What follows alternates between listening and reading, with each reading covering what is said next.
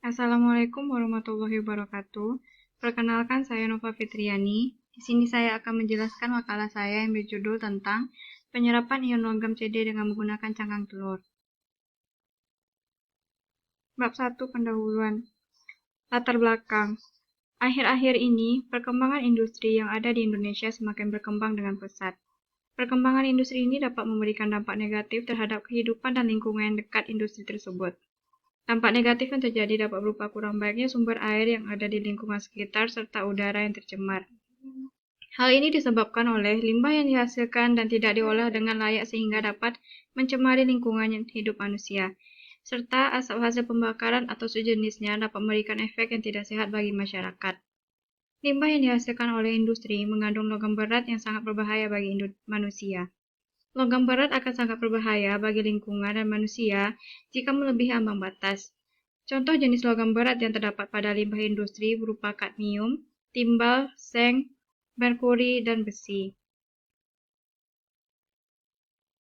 Tujuan dari makalah ini adalah untuk mengetahui pengaruh massa biosorben dan pH yang digunakan untuk menyerap ion logam Cd dengan optimum. Manfaatnya yaitu 1. Sebagai referensi untuk mengetahui pengaruh penambahan cangkang telur terhadap penyerapan ion logam Cd. 2. Mengetahui pengaruh pH terhadap penyerapan ion logam Cd. Bab 2. Kajian teori.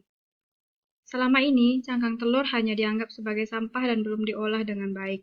Sebagian masyarakat banyak menggunakan cangkang telur sebagai pupuk organik dan beberapa kerajinan tangan serta hiasan rumah. Cangkang telur memiliki struktur yang berpori serta mengandung protein mukopolisakarida. Protein yang terdapat dalam cangkang telur ini berperan sebagai senyawa aktif dalam proses adsorpsi. Gugus penting yang terdapat dalam protein mukopolisakarida adalah karboksil, amina, dan sulfat yang dapat mengikat ion logam dan membentuk ikatan ionik. Sekitar 85–95% cangkang telur kering mengandung kalsium karbonat, 1,4 magnesium karbonat, 0,76% fosfat, 4% bahan organik.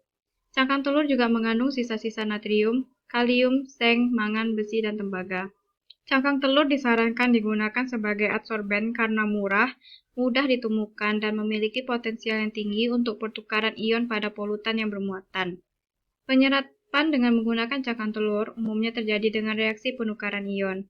Cangkang telur memiliki 3 lapisan. Lapisan terluar disebut kutikula, lapisan kalsium karbonat, testa, dan bagian dalam dan lapisan mamilari.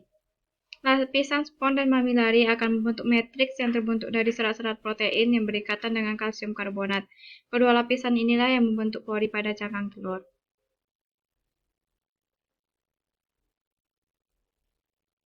Kadmium. Kadmium memiliki nomor atom 48, berat atom 112,4, titik leleh 321 derajat Celcius, titik didih 767 derajat Celcius, dan massa jenis 8,65 gram per cm. Logam kadmium. Ciri-ciri: berwarna lunak, mengkilap, mudah bereaksi, tidak larut dalam basa, dan jika dipanaskan akan menghasilkan kadmium oksida.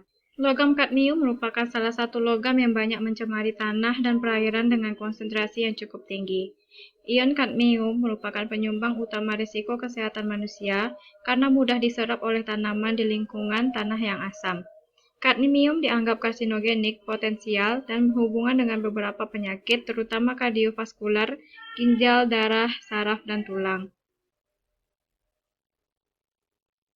Bab 3. Pembahasan. Yang pertama, pengaruh pH.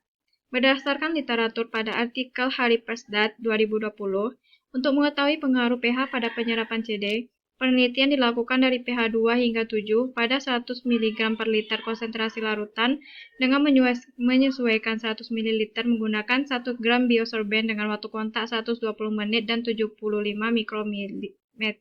mikrometer ukuran partikel. Dalam proses biosorpsi, pH mempengaruhi kelarutan ion logam serta muatan total biosorben, karena proton dapat teradsorpsi atau dilepaskan.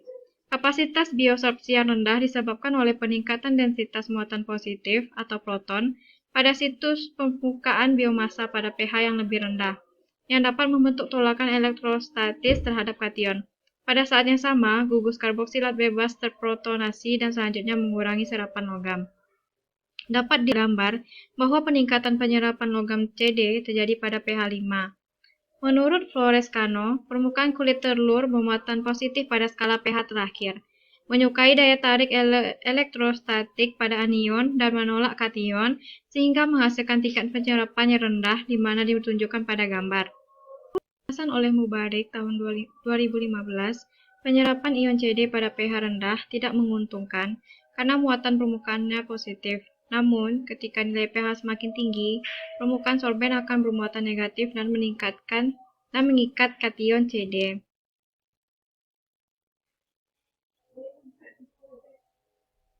Selanjutnya yaitu berdasarkan pengaruh massa sorben.